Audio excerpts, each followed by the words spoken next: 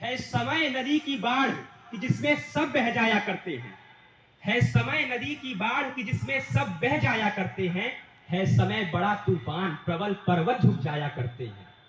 अक्सर दुनिया के लोग समय के चक्कर खाया करते हैं, लेकिन कुछ ऐसे होते हैं इतिहास बनाया करते हैं। सुप्रभात परमादरणीय प्राचार्य महोदया, सम्मानित शिक्षकगण, मेरे प्रिय भाइयों एवं इस विद्यालय परिसर में उपस्थित समस्त विद्वज्जन। मैं सुधांशु रघुवंशी, कक्षा 11वीं कला वर्ग का छात्र, आज आपके सम्मुख गांधी जयंती और शास्त्री जयंती के पूर्व प्रभात पर अपने विचार प्रस्तुत करने हेतु उपस्थित हूँ।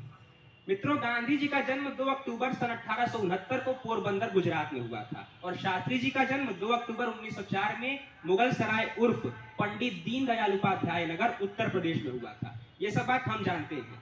आपको यह भी ज्ञात होगा कि जिस प्रकार गणित में a बराबर b और b बराबर c होने पर a बराबर b हो जाता है, ठीक उसी प्रकार गांधी और शास्त्री अलग अलग नहीं थे, क्योंकि गांधी भी देशभक्त थे और शास्त्री भी देशभक्त थे। इस तरह गांधी और शास्त्री एक ही हो गए।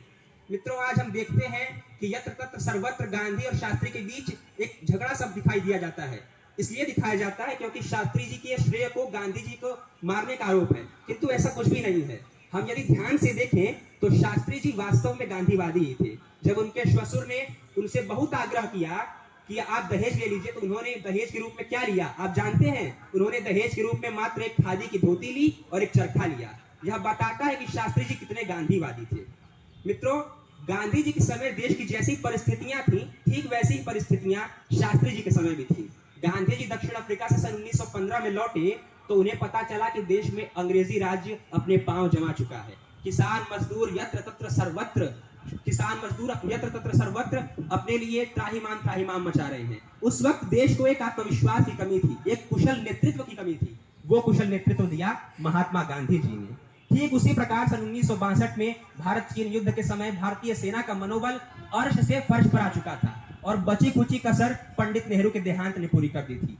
ऐसे कठिन समय में शास्त्री जी ने देश की बागडोर संभाली और देश को उस ऊंचाई तक ले गए कि आज भारत मंगल ग्रह और चंद्रमा तक जा रहा है।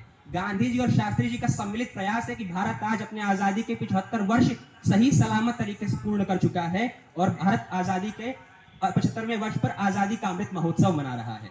मित्रों, किंतु आज हम लोग जयंती को ढकोसले के रूप में मानते हैं। जयंती है, औपचारिकताएं कर दी गई। गांधी जी के सिद्धांत पर नहीं चल पाएंगे तो गांधी जी के नाम पर राजमार्ग खोल दीजिए और राजमार्ग पर चल लीजिए, हो गया गांधी का राजमार्ग। किंतु ऐसा नहीं है। हमें प्रयास करना है कि शास्त्री के सिद्धांतों को समझें, गांधी के सिद्धांतों को समझें और देश की उत्तरोत्तर प्रगति में अपना योगदान दें। चंदौली के कवि थे, लोक भाषा के, उनका नाम है कैलाश गौतम। उन्होंने इस व्यवस्था को, इस सिस्टम को बहुत अच्छे तरीके से रूपांकन किया है। वो कहते हैं, जनता बदे जयंती बाबू, नेता बदे निशाना हुए। जनता बदे जयंती बाबू, नेता बदे निशाना हुए। पिछला साल हवाला वाला, अगला साल बहाना हुए। आजादी के माने खाली राजघाट तक जाना हुए, साल भरे में एक बेर बस रघुपति राघव गाना हुए। मित्रों, ये मानसिकता बदलने की जरूरत है। मैं आप सबसे आग्रह करना चाहूंगा, क्योंकि हम ही इस देश के भविष्य हैं। समझे ध्यान से बातों को, औपचारिकताओं में न फंसे और ईश्वरीकरण करने से बचे। गांधी भी मनुष्य थे और शास्त्री भी मनुष्य थे। यह प्रयास करें कि मानवीय गरिमा में हो करके हम कितने सच्चे हो सकते हैं, किस प्रकार सत्य का साथ दे सकते हैं। गांधी का विस्तार इतना बड़ा है कि उसे शब्दों में नहीं बांध सकता। इसलिए मैं दिनकर की पंक्तियों के माध्यम से गांधी जी को श्रद्धा सुमन अर्पित करते हुए यही कहना चाहूंगा, तू कालो दधि का महास्तंभ, आत्मा के नभ का तुंग केतु। तू कालो दधि का महास्तंभ, आत्मा के नभ का तुंग केतु। बाबू तू मर्त्य अमर्त्य स्वर्ग, पृथ्वी भू नभ का महासेतु। तेरा विराट यह रूप कल्पना पट पर नहीं समाता है। तेरा विराट यह रूप कल्पना पट पर नहीं समाता है। जितना कुछ कहूं मगर कहने को शेष बहुत रह जाता है, शेष बहुत रह जाता है।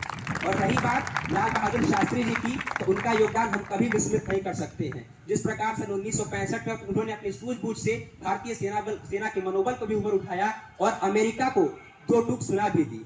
भारतीय प्रधानमंत्री के आह्वान पर भारत के लोगों ने एक समय का खाना छोड़ा और पहली बार ऐसा परीक्षण उन्होंने अपने परिवार में ही किया। और साथ ही साथ भारत में पर हफ्ते सोमवार को रेस्तरां भी बंद रहे। मित्रों, ये थे वास्तव में जन नेता, जो सिखाते हैं कि नेता वो नहीं होता जो भीड़ में आगे आगे चलता है, अभी तो नेता वह होता है भीड़ जिसके पीछे पीछे चलती है। मित्रों, मैं आपसे यही गुजारिश करना चाहूंगा कि शास्त्री जी को पढ़ें, गांधी जी को पढ़ें, उनके सिद्धांतों पर चले और उनसे इतनी अपेक्षाएं न रखें कि उनसे गलतियां नहीं होंगी। गलतियां सबसे होती हैं, उसे माफ करें और उनसे सीखिए, प्रयास कीजिए। क्योंकि कबीरदास जी कहते हैं कि साधु ऐसा चाहिए जैसे सूप सुखाए, सार सार को गही रहे, थोथा घी उड़ाए। मैं अपनी वाणी को विराम देते हुए बस यही कहना चाहूंगा, लज्जित मेरे अंगार तिलक माला भी यदि ले आऊं मैं, लज्जित मेरे अंगार तिलक माला भी यदि ले आऊं मैं, किस भांति उठूं इतना ऊपर, मस्तक कैसे छू पाऊं मैं। ग्रीवा तक हाथ न जा सकते, उंगलियां न छू सकती ललाट, ग्रीवा तक हाथ न जा सकते, उंगलियां न छू सकती ललाट। वामन की पूजा किस प्रकार पहुंचे तुम तक मानव विराट, वामन की पूजा किस प्रकार पहुंचे तुम तक मानव विराट। बहुत बहुत धन्यवाद।